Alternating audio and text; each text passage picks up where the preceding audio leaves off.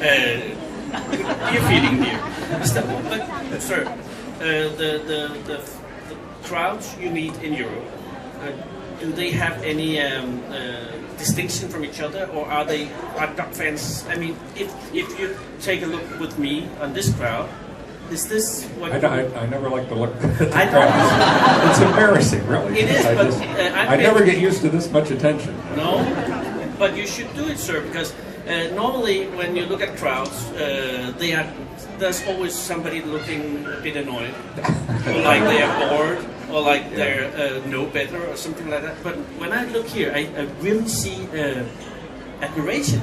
And that is kind of strange. Not because it's strange, but it's not something I'm used to. I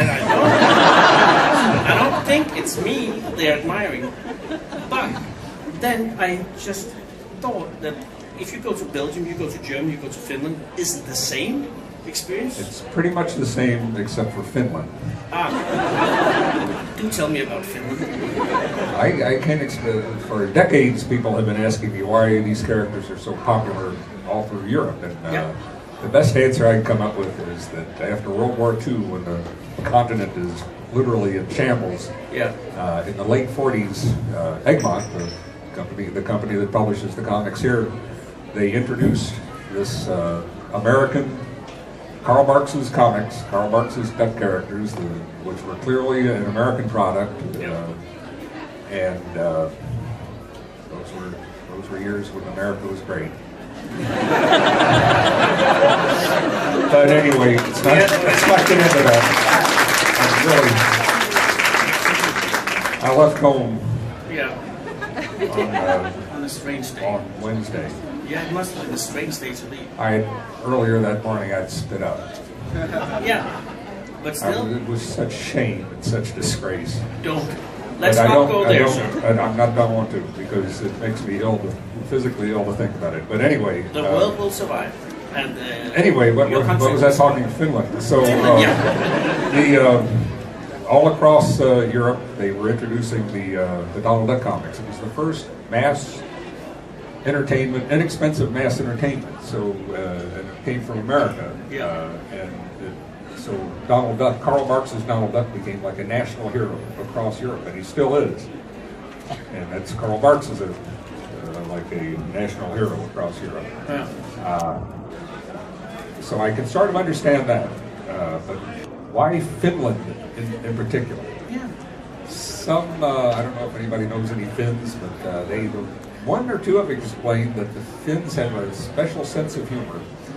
And Karl Marx, it sort of matches Karl Marx's sense of humor, and maybe my sense of humor. It's because Karl Marx was not trained as a so-called funny animal cartoonist. Not that I think that Donald Duck and Scrooge are funny animals. They're people. But he started out in softcore pornography in the 30s. He was like underground cartoonist. So, and his artwork always did have that wry look. So I think that's why his work is the most popular in Finland, and my work gets popular just because I so closely follow his work. But the Finns, that's why I can't even look at the crowd, because I'm not used to this sort of attention in America. Some European fans, when they sit and meet me, and they're trembling. And I say, just relax. People in America don't tremble when I'm there. Why should you? It's trying to help them realize it's this myth of celebrity. It's all in the head. Are you finished with Donald Duck now? Oh yes. People, even if I wasn't, people are.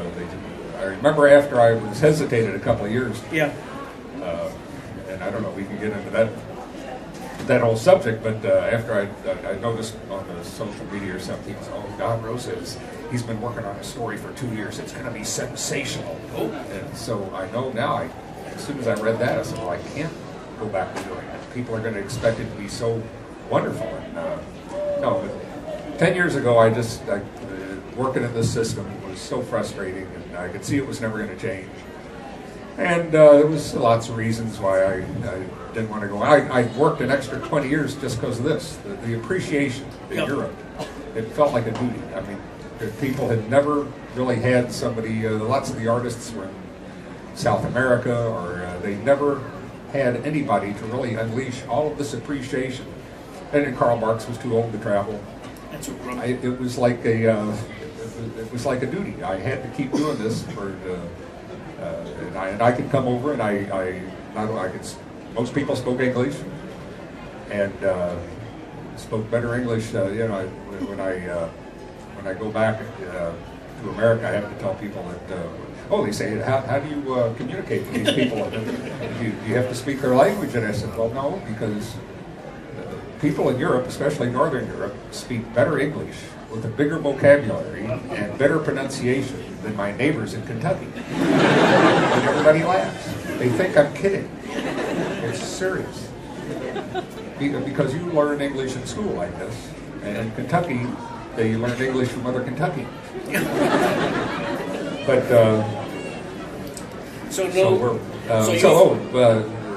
I quit. So I realized I couldn't go back. But people say, well, you can do other comics, because publishers say they'll publish anything I come up with, and I say, I only got, I was running the family construction company. I only got rid of the opportunity to write and draw Karl Marx's characters. And they said, well, now you can do something else. I say, but, any character I created... because you started, this is 40 years ago. 40 years ago, you made the Captain Kentucky. Yeah, but that was a hobby. That was, do that... Yeah, but still, it's good. Really? I haven't read it since I did it. Well, now you have the opportunity to do it in Danish. Yeah. But, it didn't have to be Donald Duck. It could be anything. But anything I created myself next week, I didn't grow up with. No. So I wouldn't care about it. Going through high school, I had, I do comics for my friends and to read on the bus. And then in college, I did the newspaper strip, which was a continuation, earlier version of that. And then in fanzines, I do comic strips and fanzines, so I had this absolute need to tell stories, funny comedy adventure stories. And then, anyway, the long story is how I got into doing the Uncle Scrooge comics for a small publisher in America, and then within a couple of years, the world's biggest Disney publisher in Egmont. But after doing that for 20 years, they had it so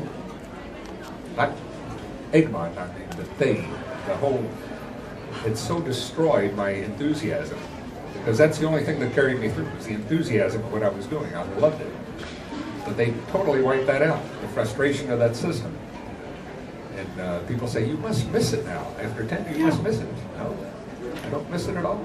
I'll never get tired of traveling to conventions and meeting Duck fans. No. But I don't miss telling stories. Now I'm just a fan. I want to read other people's stories. Yeah. And that's fair, because you've done your bit.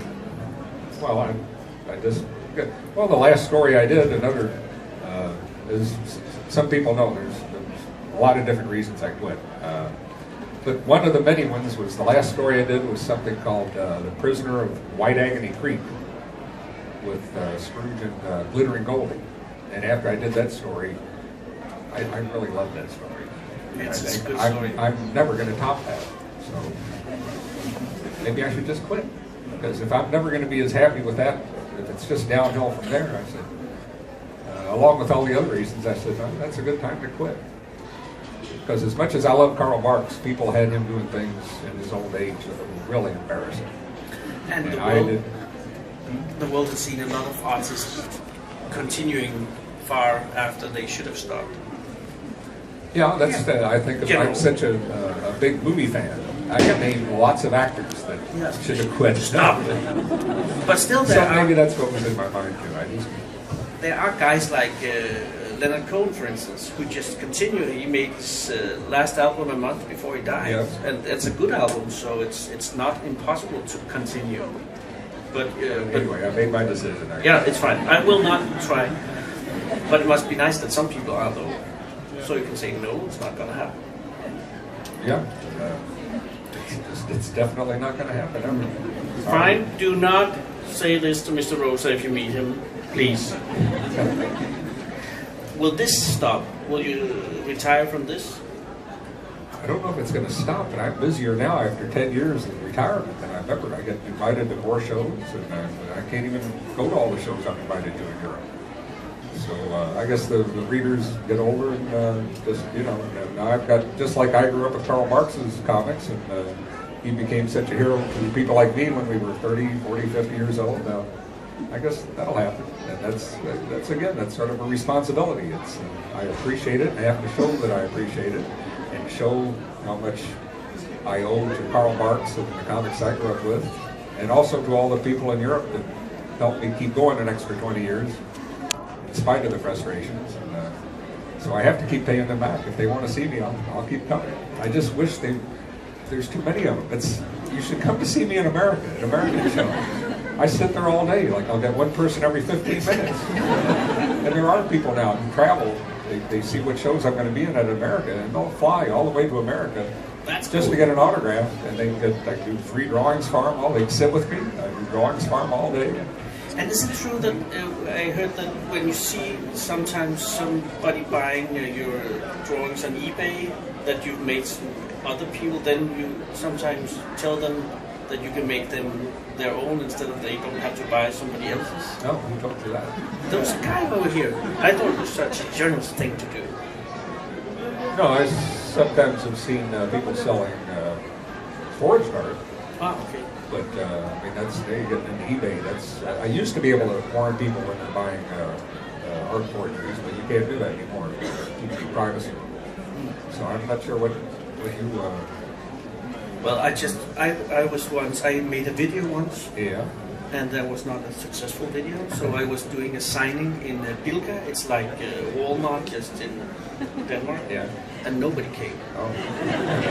There was not even one. So that's like me in America. No, but you have one coming. Well, we did what that we put on there's a Don Rosa Facebook page that I don't operate, so some fans operate it. Yes.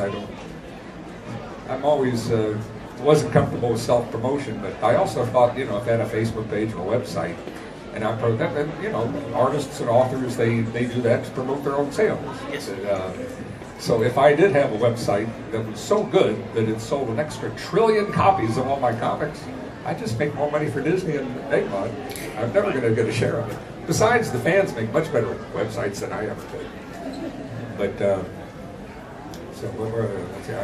I frequently get lost in my superfluous explanations. What were you asking? I can't remember. Yeah. You shouldn't be. I was about to make a point. We were talking. Yes. The fans. Yeah. The thing.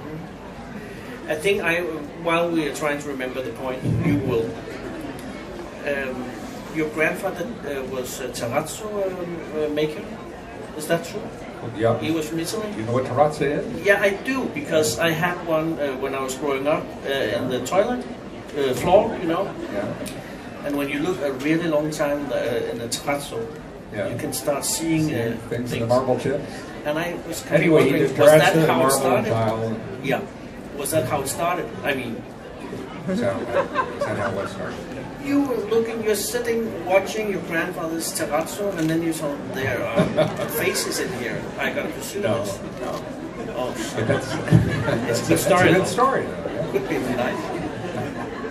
But you try to avoid that. I mean, the terrazzo business. No, I was in it. You were in? Yeah, but 36 years old. And well, I just grew up knowing that's what I was going to do. Maybe if I had chosen, like most people can, what are you going to do when you, what are you going to study? What are you going to do when you grow up? I'm not sure if I would have been a cartoonist, but I didn't think I drew that well. I probably would have been Steven Spielberg. I'd have been better, Joe. Yeah. I probably would have gone into movies. But since birth, I knew I was going to take over the family construction company. That was easy. I was highly qualified. I was the boss's son. So.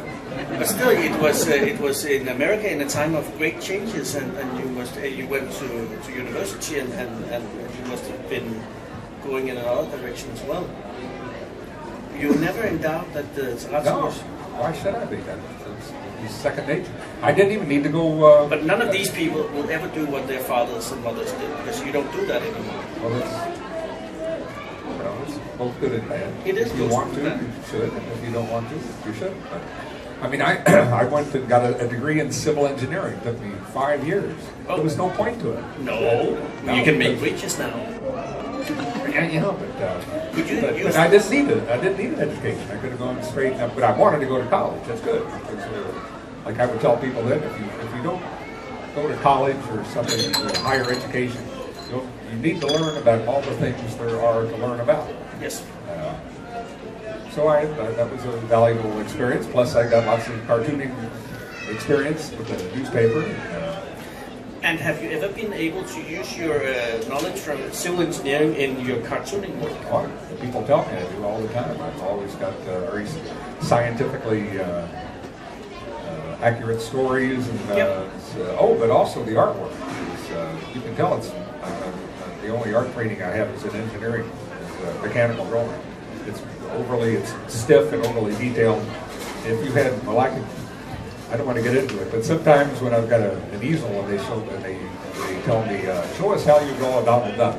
I say, well, first of all, I draw him this big on a piece on the desk. I don't draw him standing up with a marker. No. But I said, what I do is, and I don't think we can do that now, but I'll show people how not to draw a Donald Duck, and I'll show them how I actually would draw the characters with my engineering tools. Yeah. When, like if a character is looking, if it's a close-up and the character is looking straight ahead, I will actually, these people will think I'm insane, but this is true. I would put a center line down the page, I would draw a circle with a template, an engineering template. Yeah. I would measure out different directions to draw the eye, to make sure that each eye is exactly the same size. I would use a 30-degree template on the outside of the eye. On the inside of the eye with a 20-degree template. On the ridge of his nose would be a 30-degree template. And his eyeballs would be 30-degree templates. And if it was Scrooge, his top hat would be different. So there is a formula for... Well, that's the only way I knew how to draw. Everything had to be precise, or the bridge is going to collapse. Thousands of people will die. That's the way I would draw. Which is not, any cartoonist would tell you, that's not how you're supposed to do it freehand, so it looks graceful. And, that's why I know people, run into people, fans who they say, oh, they've studied my artwork and someday they're gonna draw Donald Duck comics. And I say, well, you can't, because you won't get hired. The art directors hated my work. They knew it didn't look, it was off model, it was stiff. And I said, because you have to learn how to, and it took me far too long. It was too detailed to be a successful cartoonist, because Egmont paid well, but it still wasn't much money to me because I was so slow. So you have to learn how to draw quickly and smoothly and cut corners. But I just learned how, when I was, people think my artwork looked like Robert Crumb's, and I was a Crumb fan, but I already drew that bad long before I knew who Robert Crumb was. It's because Robert Crumb and I grew up doing the same thing, making comic books for ourselves, just to entertain ourselves. So the longer it took, the better it was. It would be more entertaining. So we put so much extra detail into it. So I say that, well, it's like when I do, I'm not on a promotional tour for a publisher now, but when I would go on promotional tours, you've seen they're doing it all over this convention center, I guess. The authors are up on stage and say, this is my new book. Oh, it's sensational. You got it. It's the best thing I've ever done. It's fabulous. Yeah. And they would invite me to do these promotions, and all I'd say is, well, I wrote this story of my Uncle Scrooge doing this and that. And I tried to make it interesting, but you have to read it yourself. The publishers would say, so you're too humble. I say, well, I don't like my own artwork that much. I know, like, for the reasons I'm describing, it's just not that good. It's too cluttered and detailed. And I say, but you don't like your writing. I say, well, it's kind of complicated for the younger kids. And they say, well, you're too modest. And I say, no, they just have to ask me the right question, and they'll find out I'm not that modest. If they said, but are your comics entertaining? Oh, you're damn right they're entertaining. That's all I'm trying to do. I'm not trying to make art. I'm not trying to please the art director. I'm not trying to please the editor. I'm just trying to entertain Duck fans. So average number of panels on all the other comics is like 7 panels per page. And I check mine. It's like an average of 10.5 panels per page, because I'm I'm getting like 60-page. I'm writing 60-page stories, and I'm squeezing them into 30 pages as I can possibly. And I'm hiding things in the back farm, and none of that pays extra. I'm just doing it. The enthusiasm of pleasing other duck fans. I mean, you still can't imagine how, when I finally found out these were still the best-selling comic books. The Karl Marx's characters were beloved around the world, even though they were forgotten in North America. That's what kept me going for 20 extra years. What a revelation that was, to know that outside of North America, there were so many people that thought just like I did. So that's what kept me going, and that's why I would pack so much stuff into all my stories, made it so ugly to the art directors, but so popular with the comics fan. Yeah. And if you ever get really depressed, you go to Finland. I need to go to Finland right now. But here, as a finishing touch, I'd like to hear something, just a little bit, something you really know something about. Chilies? Yeah. What do you want to know? I just want to know, where are we heading chili-wise? What are the trends? What's rising chili? What are fading chilies? Where is it going? How about genetically modified? In America, there's definitely is it chili becoming fad. more fruity? Well, but in America, it's everybody wants to like chilies. Yes. But they don't. No, not in So they're actually breeding chilies that aren't hot. Yeah, so everybody can brag about how they eat hot chilies. chili. But that's not real chili. No. So, I've got the real chilies. Yeah, you right do. over there. I know, sir. Hottest chilies in the world. And because the same thing about radishes in Europe, you know, people like the idea of radishes, Yeah. but they do not like the taste. So they breed radishes that doesn't taste of radishes. And that's just so, it's the sign of the times. I was just wondering, is it the same in chilies? And it is. It is, yes. Is there any way where to go if you want the classical chili? What is there? Come any? to my house. Yeah, but we can't go there. No, all the there time. are. Well, are there any safe choices for a chili fan? Well, you know, just like anything these days, you look on the internet, and I can recommend certain websites. I get my. I used to grow mine from seed. Yep. But that's really tedious and it's difficult. So it's I found a woman called the Chili Woman. She's on the internet. The Chili Woman. The Chili Woman. And she's Make notes, friends. In Indiana, central Indiana, which is just north of where I live. So now I can drive there every spring, every April, and she grows thousands of chili plants, and so I can get the seedlings. Oh, yeah. So that saves a lot of the work. So. And which brands are you preferring? I mean, which kind of? You should come over to the booth. I've got a chart of all the ones I've grown this year, and I can tell people about. I guess I've given them away. Anybody who wants a whole bag full. It's hard to get anybody to take even one, but I've got plastic bags if they want to take a bag full of chilies. I've got them from delicious chilies, every color of the rainbow and every shape and size. Yeah, because when you were here like 5-6 years ago in the television, you gave me chilies, and they were so nice. And they were they were astoundingly different from the chilies you get here. Just like in America. We are a developing country, chili. Yeah. It's so shameful. But it is Finland. That's why a lot of chili fans in Finland. Well, everything is better in Finland. Yeah. But we are Denmark, and we are what we are. Yeah. We try our best. And now you will have be spared for the watchful eyes of this crowd, but they will not. They will linger around a bit longer, I fear, and say thank you for the things you've done. Right. And you will not be asked by me any time again about doing any more comics. But thank you for the ones you did, sir. It saved my children, and it will save me one day. But it's me. I need to thank the European fans, both in Denmark and every place else. Finland. And Finland especially. I've got a T-shirt that says "I'm big in Europe, especially Finland." About parentheses. But no, I have to thank the fans for showing such enthusiasm and being such big Marx fans, and helped me find out what my manifest destiny was. Well, we're not Marx fans also. We're Rosa fans. So, will you please give this gentleman an applause?